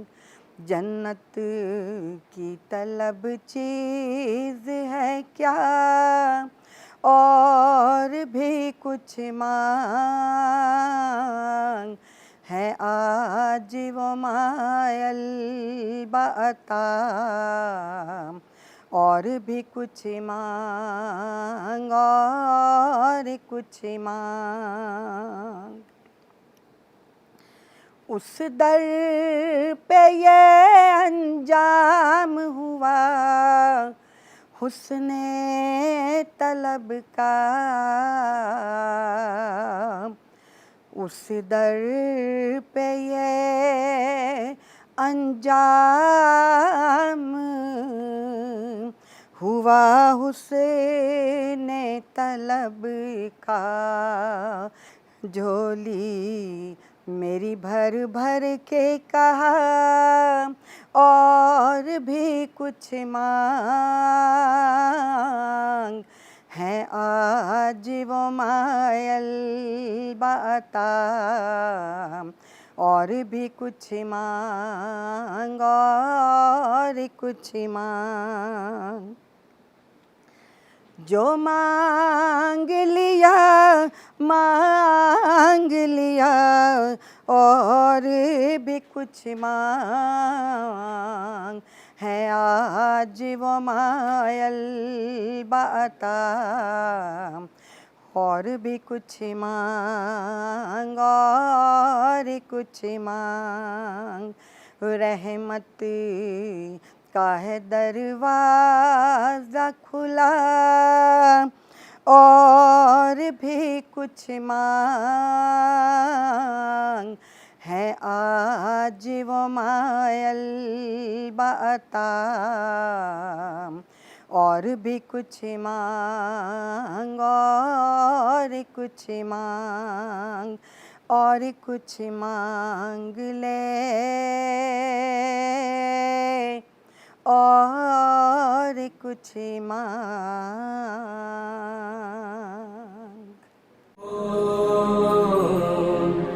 अल्लाह अल्लाह रहमो। नाते रसूल मकबूल सल्लल्लाहु अलैहि वसल्लम जो है वो पेश की जा रही थी और यकीनन ज़िक्र उसी हस्ती का हो रहा है। सैयद अली अदनान ज़ैदी साहब हमारे साथ मौजूद हैं। अल्लामा साहब, अभी जो है वो ख्वाब का भी ज़िक्र हो रहा था, उस ख्वाब की ताबीर क्यों करना होती जो अल्लाह के महबूब ने देखा था, और ताबीर भी ऐसी कि बड़ी हैबत थी इस्लाम के लश्कर की, फिर मुखालिफिन की जो कैफियत थी वो भी बयान फरमा दीजिए। जी, मुखालफिन की कैफियत का अंदाज़ा उस बात से लगाया जा सकता है कि जब ये लश्कर मक्के की तरफ रवान दवा था, 10,000 से ज़्यादा का लश्कर, तो अबू सुफियान जब पहाड़ी की चोटी पर सवार हुए और उन्होंने इतने बड़े लश्कर को देखा, तो हज़रत अब्बास जो रसूलुल्लाह के चचा हैं उनसे फरमाया कि ये कौन है। तो उन्होंने जवाब दिया, हज़रत अब्बास जो रसूलुल्लाह के चचा थे, उन्होंने जवाब दिया कि ये रसूल अल्लाह की फ़ौज है। जी। तो जिस पर अबू सुफियान ने कहा कि क्या कहने इस मोहम्मद की हुकूमत के, जुमला पे गौर कीजिएगा कि क्या कहने इस मोहम्मद की हुकूमत के। तो फ़ौरन हज़रत अब्बास ने जवाब दिया, आप ये ना कहिए कि क्या कहने इस मोहम्मद की हुकूमत के, बल्कि क्या ये कहिए कि क्या कहने इस मोहम्मद की नबूवत के सल्लल्लाहु अलैहि वसल्लम। वाह। तो ये मर्तबा था, यहीं से हैबत का आगाज़ हो गया था। रसूलुल्लाह ने अपने हर अमल से एक पैगाम दिया है। अब रसूलुल्लाह को पता है कि उन्होंने जंग नहीं करनी और उन्होंने तलवार का ज़दाना इस्तेमाल नहीं करना, लेकिन रसूलुल्लाह अपनी मौलाना साहब के जो बगैर जंग की फतह हो गई। क्या जंग, यही तो बात है, यही तो बात है। यानी ये वाहिद पता है कि जहाँ पे जंग भी नहीं हुई और फतह हो गई। रसूल अपनी ऊँटनी पर सवार हुए और रसूल ने अपनी ऊँटनी पर सवार होने के बाद जंग का सारा लिबास ज़ेब तन किया है। आहा।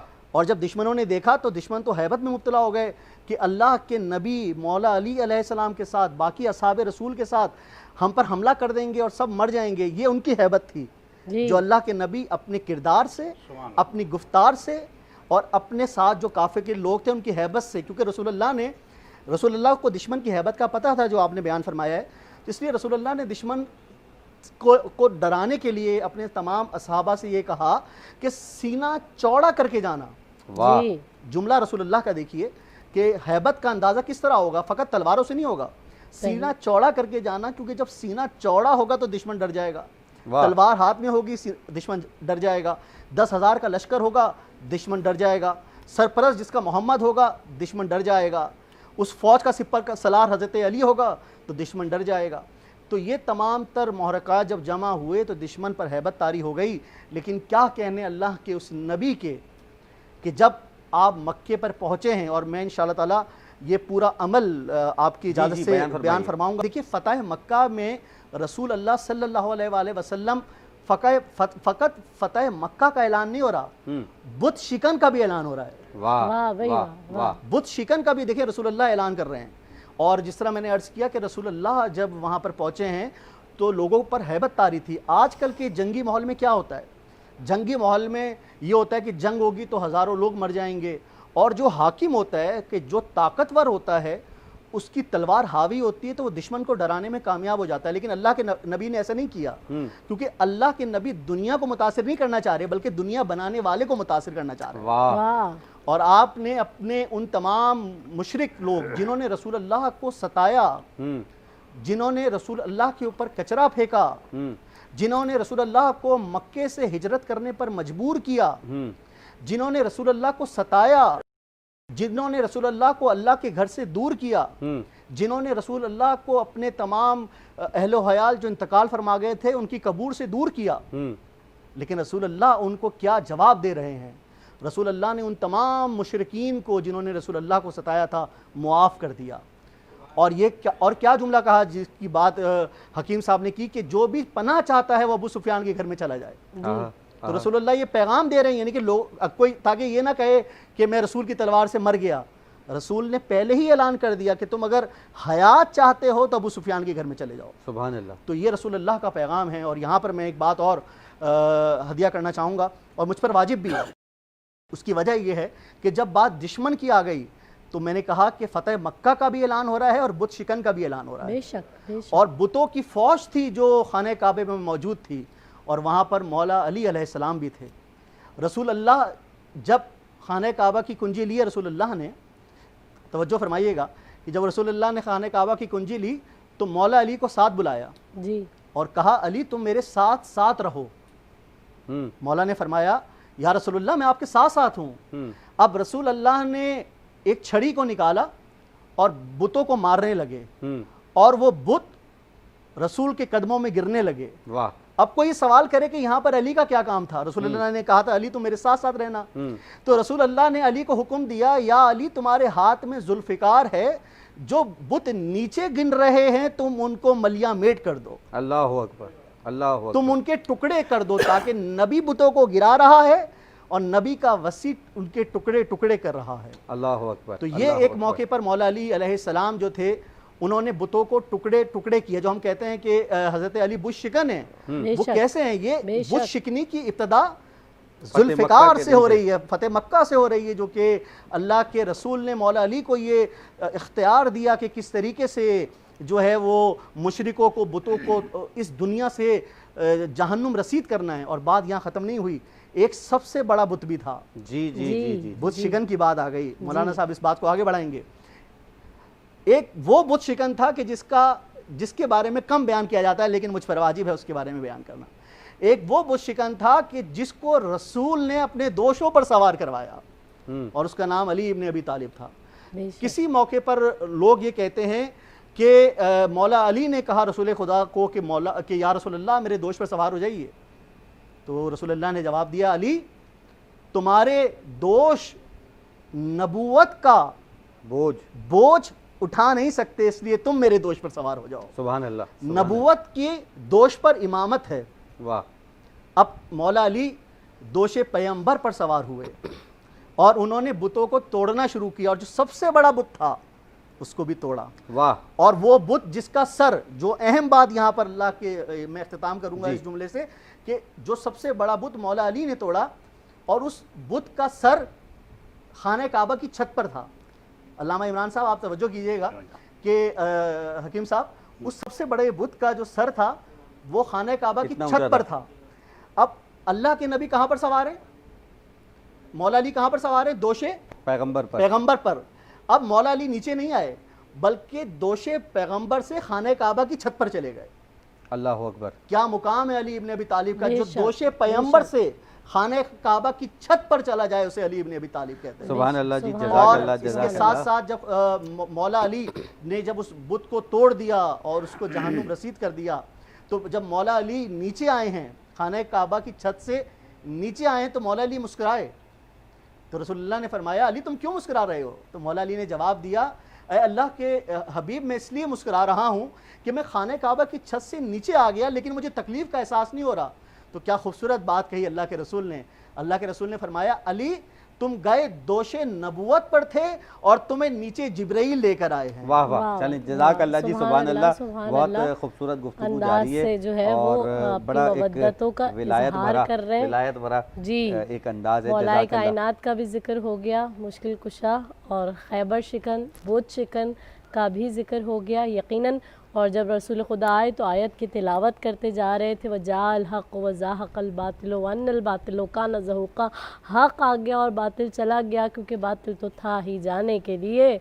اور پھر ابھی عمران بھائی نے بھی کہا کہ فتح ہو گئی بغیر جنگ کے کیوں نہ ہوتی، کیونکہ یہ وہ فتح کر رہا تھا جس نے دلوں کو فتح کیا، جو دلوں پر راج کرنے والی ہستی ہے.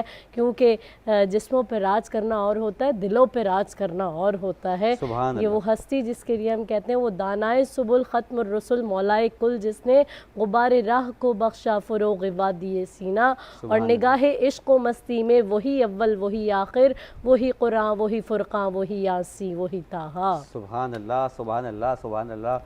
قبلہ بس پروگرام اپنی اختتامی منزلوں تک آ گیا، لیکن اگر یہ جملہ نہ آیا کہ تم مجھ سے کیا توقع رکھتے ہو، جو بات وہاں سے شروع ہوتی ہے تو پروردگار عالم جل شانہ و من والہ کے کلام سے ہی انہوں نے جو ہے وہ جو جملے جو ہے کہے کہ تاللہ لقد آثرک اللہ علینا وَإِن كُنَّا لَخَاطِئِينَ، کہ ہم خطا پر تھے اور آپ جو ہے وہ ہماری اس خطا کو معاف فرما دیں.